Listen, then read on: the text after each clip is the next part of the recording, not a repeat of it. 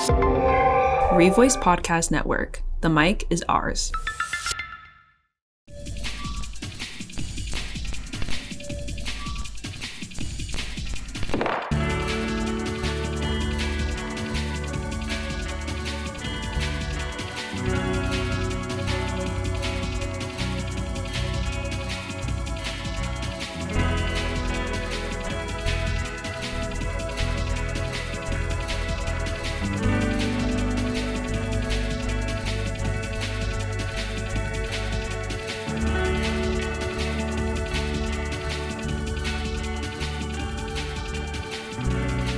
Welcome back to Bad Attitude, the podcast where we dive into the creative prowess of local VCU artists. Hello, I'm Carley Mullins. I'm a theater major, as you said, and I'm looking forward to this episode. Today's episode is with Nathaniel. Nathaniel's a freshman at VCU, majoring in musical theater. I'm Nathaniel. I'm from Burke, so like Northern Virginia. I went to Lake Braddock High School, and like as he said, I'm majoring in musical theater, so that's a whole lot of fun. And we are here today with Kyler Sirkar. Happy to be here.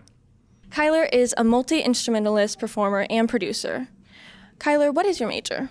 I am an interdisciplinary studies major with a concentration in music business. Today, I'll be sitting down with Mason Berdesio. He is a music education major at VCU, currently focusing in instrumental education, currently in his junior year at VCU. Mason, thank you so much for joining. Pleasure to be here. I appreciate it. Yeah. All right, welcome back to Bad Attitude, the podcast where we dive into the creative prowess of local VCU artists. On today's special episode, we're sitting down with Channel 410, your local hit or misinformation media group. We'll be chatting with Stuart Shafer, who hosts a show titled On the Street on Channel 410. Stu, thanks for joining us on Bad Attitude. We appreciate it. It's always a pleasure. Always a pleasure. Stuart Shafer, instead of interviewing, he likes to be interviewed sometimes. Yeah, switch it up. On today's special episode, we're sitting down with Channel 410, your local hit or misinformation media group. Today, we'll be chatting with Rhoda Brant, who hosts a show titled Newsflash on Channel 410. Rhoda, thanks so much for joining me. Of course. And to everyone watching, Privet Godzilla. Oh, for the linguists that don't know, that was Russian for hello, how are you? Appreciate it. My first semester has been really great. I think for the theater department, it's a lot easier making friends because you're in classes with the same people over and over again throughout the week. So it's been very easy to get along with people and get to know each other, as well as like my other classes outside of it are very easy. There's a lot of work, but as long as you keep up with the work, then you're going to pass. So what made you decide on musical theater here as a degree at VCU? What was very intriguing about that? Well, I just have always liked music, like as a whole. Ever since I was like little, I've been really, really into music and creating art like that. And then I went into like elementary school. I did the little plays they put on. I did You're a Good Man, Charlie Brown in 4th grade, which was a whole lot of fun. Then I went into middle school, high school. I did a little bit of those plays, and then I did Anastasia. So interdisciplinary studies is a program where you can kind of like build your own major. So it's like all these programs that the school might not have. For example, I wanted to come here for some contemporary music degree, but we don't have here at VCU any type of music production, any type of songwriting, any type of popular music. We kind of only have like classical and jazz, and that's it. And so I wanted to do something that was a little more focused on production, a little more focused on business. And so I took a business minor, a sound design minor, and a music minor, and combined those together into a music business major. Oh, that's really cool. I know that you play drums mainly, but you are also a multi-instrumentalist.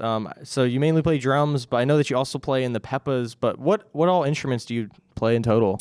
I play guitar. I play classical guitar for school, trumpet also for school, bass, little bit of piano. I mean, I took 3 semesters of that, do so hot is what I took it.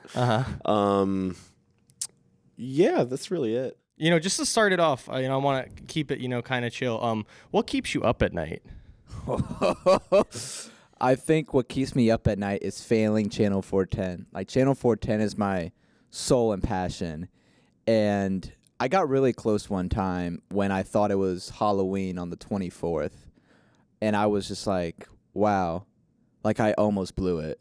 Like, I could have just lost my job. And, like, whoever would replace me, they wouldn't survive a day. So that really keeps me up at night. But, each day I just take it. I just take each day at a time. And what would you say about VCU's media production program? I think VCU's media production program is, if not one of the most valuable programs they have at the university. I think the way it brings together people on projects and so many opportunities given within the classroom and out. I think it's one of the few majors that kind of prepares its students for what the actual workforce is going to be like and some actual skills that they can apply to their jobs. Yeah, of course. You got, almost four more years left. What would you say you're trying to accomplish here in your time? I hope to grow as an actor and both a person, as an actress and a person, not just growing my skills, but also growing my empathy and consideration of others. I think becoming a reasonable adult is the goal for going to VCU. One who can take both sides, both opinions from either people and not get mad at it, not go up in arms. I don't know, feel like I can have a good conversation no matter who I meet. We're also here to talk about, you've worked on a novel, so you've also written a book alongside Jesse Holder Tortolot titled Talthybius. This novel follows a messenger who is tasked to deliver the worst messages to the women of Troy during the wake of the Trojan War. What is his responsibility for witnessing the suffering? Find out by checking out the first-person perspective of Jesse Holder Tortolot's 2024 stage adaptation of Euripides' Trojan Woman. So what was it like, working alongside Jesse on this novel? And, how's that been? So it started during working on the Trojan Women. I played the role of Talthybius, and so I had to do this like character work thing where there's a lot of scenes that happen like off stage that are mentioned, and basically I was given this task to like journal about these different like events that are mentioned that happened, and I've written things in the past, like I've been interested in writing, and I sat down and I wrote like the character journals, and then she read them. And she was like, wow, this is really good. Then one day she was like, so I'm thinking about writing this book that's based on the Trojan women from Talthybius' perspective. She was just like, do you want to help me write this book? Because that was like a really impressive journal that you wrote there. And then I was like, sure, I'd be totally into that. And my school does a How thing does that feel, like her telling you that of all people? Oh, that was like probably one of like the best feelings like ever, because I know she's already like a playwright. She's the one who adapted that version of the Trojan Women. I felt like, wow, this is such a cool opportunity that I'm gonna get to write this book, and work alongside an actual writer and actress. So that's fantastic. I think that's amazing because I personally write a lot of music, but I don't produce it, so I can't really make a single or an album. So just helping the people that don't know how to necessarily do that find a way to is really cool to me. I can tell from looking at your Instagram page that you enjoy every single part of making music, from the production aspect to the writing, the early stages, the in-between, and the final product. But what would you say is your favorite part? Oh, that's a hard one. I think that probably my favorite part is it's not necessarily like a specific stage, but it's like there's always a point of the process where magic happens. Like every song, there's just like, there's a point where that thing clicks. There's like an idea you've been chasing the whole time, and you write that one line that's like perfect, or like you're sitting in the studio and like someone plays something on an instrument. You're like that right there. That's what I need. You know what I mean? And so it's like this moment of like, yeah, it's like, wow, like it's all coming together. This is it. And whether that happens early on in the writing process, whether that happens in the final mix where like you just change one little dial and it all like falls together, it's just like that's definitely my favorite part. And so you played in the Peppas, since your freshman year. How would you say that experience has been? Playing music at a sporting event while it's happening. How's that feeling? It's awesome, especially like. We have a pretty good team, so we like going on Twitter, keyword searching VCU, and it's awesome just people talk about the game, and then people are like, dude, VCU's band is like awesome. You yeah. know, they're a great part of the culture.